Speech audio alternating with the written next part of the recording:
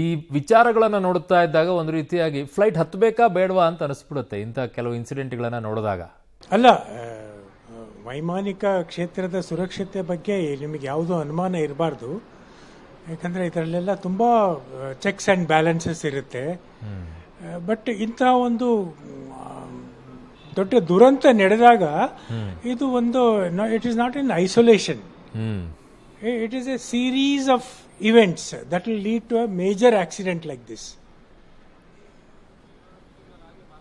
ಏನು ಅಂದರೆ ನೋಡಿ, ಈ ಪೈಲಟ್ಗಳಿಗೆ ಸರಿಯಾಗಿ ರೆಸ್ಟ್ ಸಿಕ್ಕಿತ್ತಾ, ಸರಿಯಾಗಿ ಮಲಗಿದ್ರ, ಆಮೇಲೆ ವಿಮಾನ ಎಲ್ಲ ತಾಂತ್ರಿಕ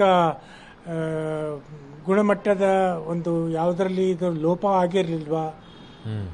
ಆಮೇಲೆ ನೋಡಿ, ಮಧ್ಯಾಹ್ನ 1:15 1:45 ಗಂಟೆಗೆ highest temperature, so the performance of aeroplane engine reduces. So ಅದನ್ನೆಲ್ಲ ಇವರು ಗಣನೆಗೆ ತಗೊಂಡಿದ್ರ. ಆಮೇಲೆ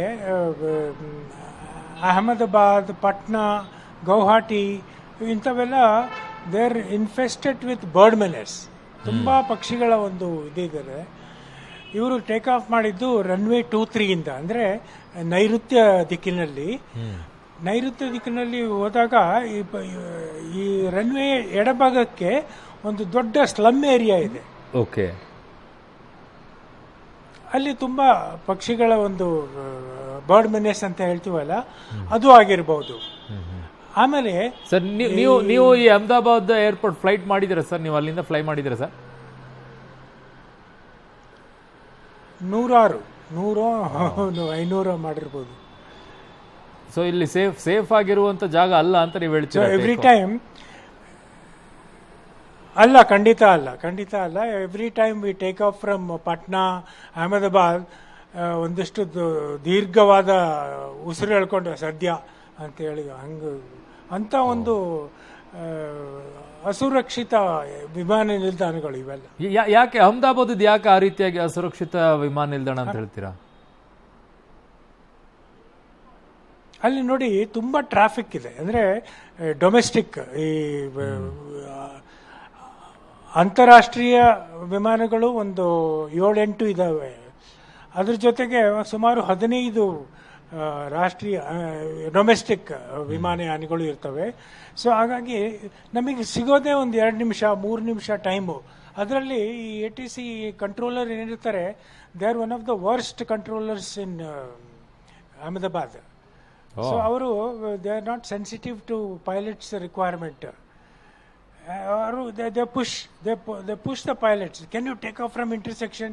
ನೋಡಿ, ಒಂದು full length runway take off ಅಂತ ಇರುತ್ತೆ, ಇನ್ನೊಂದು ಇಂಟರ್ಸೆಕ್ಷನ್ ಟೇಕ್ ಆಫ್ ಅಂತ ಇರುತ್ತೆ. ಅದ್ರ ಮಧ್ಯೆ ಒಂದು 100 meters ಗ್ಯಾಪ್ ಇರ್ಬೋದು. But we have to change our computer to the new speeds. So if the pilot is not attentive or the co-pilot is not attentive, they may just take off with the same speeds and they will stall. ಈ ಥರ ಒಂದು human error ಅಂತಲೂ ಹೇಳ್ಬೋದು. But ಈಗಲೇ it is too premature to say ಏನಾಗಿದ್ದು ಅಂತ. But ಇದೆಲ್ಲ ಫ್ಯಾಕ್ಟ್ರಿಗಳನ್ನ ನಾವು ನೋಡಬೇಕು. ಒಂದು ಹ್ಯೂಮನ್ ಆ್ಯಂಗಲ್, ಇನ್ನೊಂದು ಟೆಕ್ನಿಕಲ್ ಆ್ಯಂಗಲ್, ಇನ್ನೊಂದು ecosystem of the airport, which I openly say it is an unsafe airport. ಆಮೇಲೆ the bird menace because of the slum on the left side of the runway. So ಇವೆಲ್ಲ ಇದೆ. So we have to consider all these things. ಯಾಕಂದರೆ ಇದು now there is a fatal incident. It is easy to blame the pilot. It must be pilot error ಅಂತೇಳಿ. But it will take some time. A black box retrieve ಮಾಡ್ತಾರೆ, cockpit voice recorder retrieve ಮಾಡ್ತಾರೆ. Then they will find out. It will take months to analyse what has happened. So ಇಷ್ಟೆಲ್ಲ ಸದ್ಯಕ್ಕೆ ಏನು ಹೇಳೋಕ್ಕಾಗಲ್ಲ.